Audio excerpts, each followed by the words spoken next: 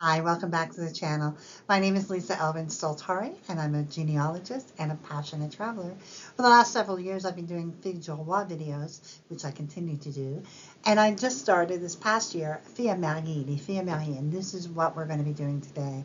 Um, and the Filles Mariées are just extraordinary, and I'm really glad I started this series. Before we begin, let me show you ways you can support the channel. The first three keep you in the know: subscribe, like, and notify. That helps all that logarithm stuff. The next couple of ways are ways in which you can help the channel grow. Coffee, Patreon, super thanks, and my PayPal on my website, Have a Roots Will Travel. All are ways that you can show your support. I appreciate all of you who have done so. Really, really warms my heart. The notes and the comments that you make are just extraordinary, and your support as well. So thank you so much. As you can see, les Filles Mariées came before les Filles du Roi. This was a group of women, about 260 of them. 1634 to 1662 is when that period when they would have been arriving. They did not arrive in groups of 100 or 90 or 60 or 30. They arrived in groups of 1 or 2 or 3.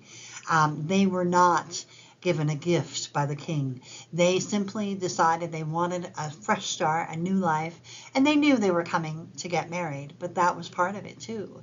And they wanted to build something for themselves. And so they were very brave. They came to a land that was still being formed. By the time les Filles du Roi came in the 1660s and 70s, it was a much more civilized. Granted, it was still primitive, but les Filles Mariées, they came when it was really, really, really just beginning. Certainly 1634, when France took back New France from England that had temporarily had it for a few years. And then they said, okay, let's get started. And that's when they built Trois-Rivières. Montreal came along a decade later. So this was the real beginning. So let's get to know La Fille Mariée that we're going to look at today. So Jeanne Voidy is our episode 35. She is a viewer request. And again, I looked in my files, and there I am. She's one of mine. So hello, great grandma. So let's get to know Jeanne a little bit better. She was born in 1637 in a place called Saint-Germain-du-Val in France. Her parents were Michel Voidy and Catherine Dorbel. Saint-Germain-du-Val really doesn't exist anymore. It absorbed La Flèche if you're going to find it, it's inside it's kind of like how Charlebourg has been absorbed by Quebec City. La Flèche absorbed in 1965 the communes of Saint-Germain-du-Val and Véron. That doesn't mean they don't exist. It just means that they no longer, you can't really find them as much on a map, which is part of my problem when I was trying to research. It is part of the Pays de la Loire. It's found in the Pays de la Loire, in the commune, it is part of the Sarthe Département. You can see it in the Sarthe, La Flèche. That is where it's found. The origin of the name La Flèche is uncertain, but the word flèche means arrow. Just so you all kind of get that feeling. So she was born in this very small little village that ultimately got absorbed. The church where I wasn't able to find any information about her church, but here's a picture postcard that I found on the internet, and so it kind of gives you the charm of what it looked like before it was absorbed in 1965. So she would have been one of the recrues of the La Grande Recrue of 1653. Just an amazing thing. There she is listed as a participant. She's actually the last one listed. Just amazing. I'm kind of very proud that she was part of that. I don't have a lot of Montreal, kind of ancestry, so it's kind of neat for me to see that. The groom that selected her and who selected, that she selected, his name was Jean Demers, also known as Dumais. He was born in 1627 in Dieppe in France. His parents were Jean Demers and Barbe Mauger. Dieppe is, of course, known for its world famous World War II battle, but it was first noticed as a fishing village in 1030. It became at one point the #1 port in mid-century France. Another claim to fame was its revered school of cartography. In the 15th century, 2 graduates from that school left for the New World and established the first French colony in the New World in 1564, which was called Fort Caroline, which predates St. Augustine in Florida, if you can believe it. The church that he would have been baptized in was at Saint Jacques, and dates back to the 12th century. And this is the shoreline of everything you think of Dieppe. When you think of, the Battle of Dieppe, I mean, that's where it was fought. They were married November 9th, 1654. It's just amazing to me how early that is for Montreal. So they settled first in Montreal. It started off as Ville-Marie by the founder, Paul de Chamédie de Maisonneuve. It was essentially a missionary center in 1642. As I've stated before, the colony would not thrive, and it was on the verge of extinction when Chamonix decided to return to France to recruit at least 100 settlers, which would be known as La Grande Recrue, which we saw on the profile of how she came here. From this small group would evolve the Notre Dame congregation from Sister Margaret Bourgeois. And when Montreal was founded, the new colonists were rapidly confronted by a fearsome enemy, the Iroquois. Unfortunately, there was no regular army on Montreal soil until 1665, when the Carignan soldier Salière Regiment landed here. In the meantime, militias capable of resisting Iroquois attacks were set up, and this is kind of how they controlled their city, because it really was a very dangerous place to be. In a funny kind of way, I've never seen this before, where they're in Montreal and then they go to Lauson, which is really basically Quebec. So for whatever reason, they decided they wanted to, probably because of land and that sort of thing, and so they would settle here. Now, Lauson has an interesting history. It has been settled back in 1637 by a man named Lauson, appropriately enough, who was basically an absentee seigneur. His son, Jean de Lauson, would actually take it over in 1651 and have it for about another 10 years. And the third son, Charles, would take it over and then have it for another 30 years. It's during his tenure that Lauson grew and became a true place to call home. This is the seigneurie, the plan of the map of seigneurie, and basically when you are looking at this, you're looking at how it was laid out, the plot lines, and just an amazing, and of course they were among the first settlers of this town. And I want to just draw your attention to the fact that Lauson was called many different things. Cap de Lévis, Côte de Lauson, Saint-Joseph de la Pointe-Lévis, Saint-Joseph de Lévis, Point Lévis, and Point Levi. This is probably when the British took over. They just renamed it English. Would go on to have 12 children. François would die at 19 years of age. Marguerite would marry André Bergeron and have 12 children, 9 of whom would survive. Marguerite's in purple because she is my great-grandma. Jeanne would marry Jeanne Arrivé de Larrivée and have 8 children, 7 of whom would make it. Pierre would marry Marie-Jeanne Pouliot and have 3 children, all of whom would make it. His next marriage would be to Jeanne Hood, and he would have 3 children, all of whom would make it. Anne-Marie would marry Gabrielle Duchesne and have 1 child, who made it. She would then marry Michel Curieux and have 3 children, all of whom would make it. René would marry Marie-Anne Jeanne Dubois and have 9 children, 6 of whom would make it. He then married Marie-Madeleine Lavoie and would have 6 children, all of whom would make it.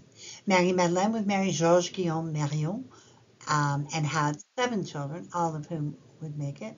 André would die in Acadia fighting the native population. This is from Thomas Laforet's book. Eustache would marry Marie-Françoise Dubois and have 7 children, all of whom would make it.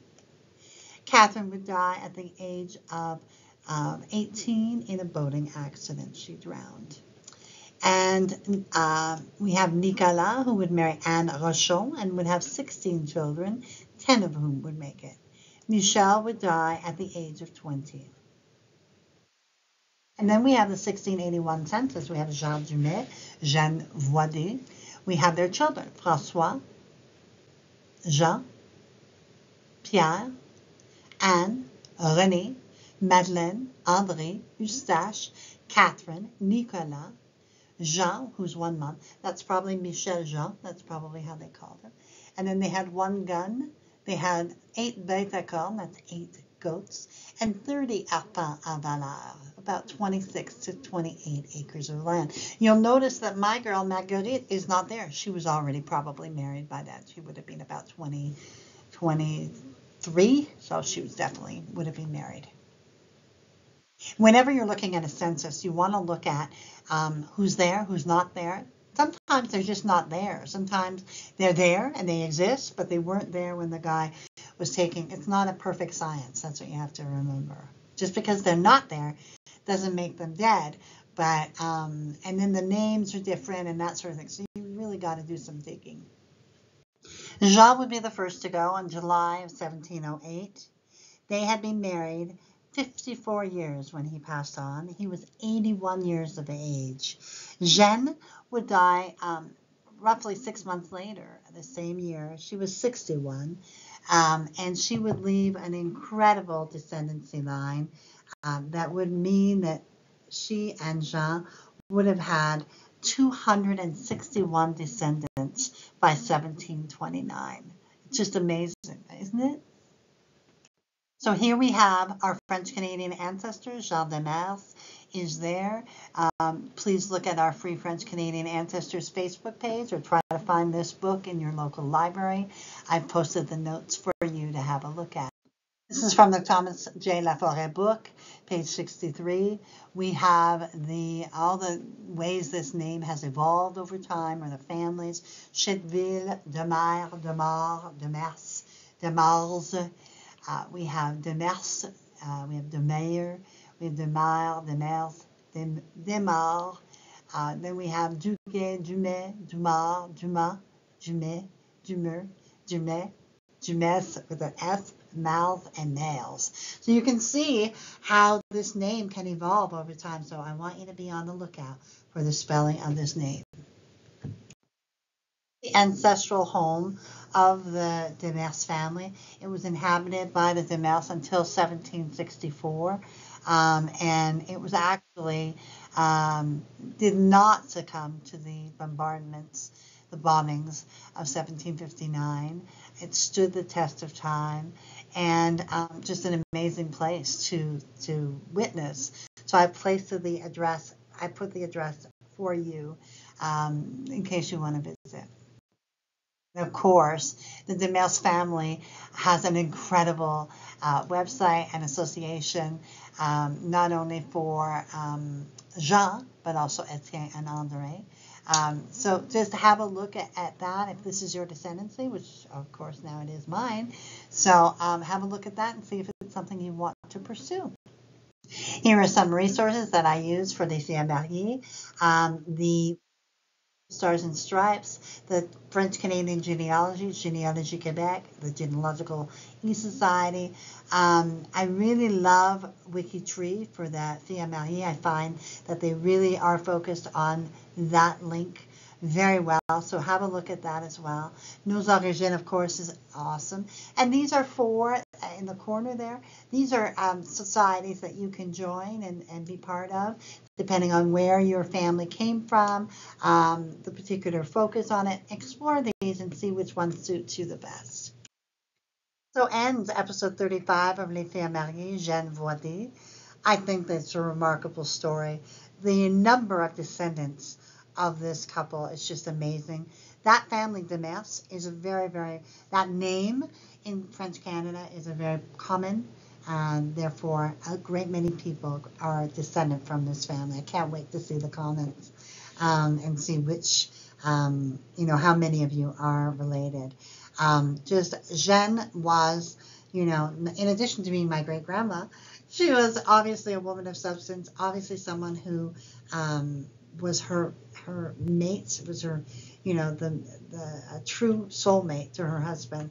And the fact that they died 6 months apart tells me there was a connection that was very, very strong between the two of them, and to be married 54 years and have that many descendants, and to really be pioneers in the places that they were, it's just a remarkable feat. So we bless Jeanne's memory. We thank her, and we are ever so grateful that she came to our shores. And I am very grateful, Grandmama Jeanne, for your contribution, because were it not for you, I wouldn't be talking here today. So thank you, Jeanne. And I also want to say thank you to my patrons and supporters. I really appreciate every single one of you. You have often make my day when I'm having a bad day, or I think to myself, what have I started? Thank you so much for supporting my efforts. I really do treasure each and every one of you. Thank you. So until I see you on episode 36, I will bid you adieu and au revoir.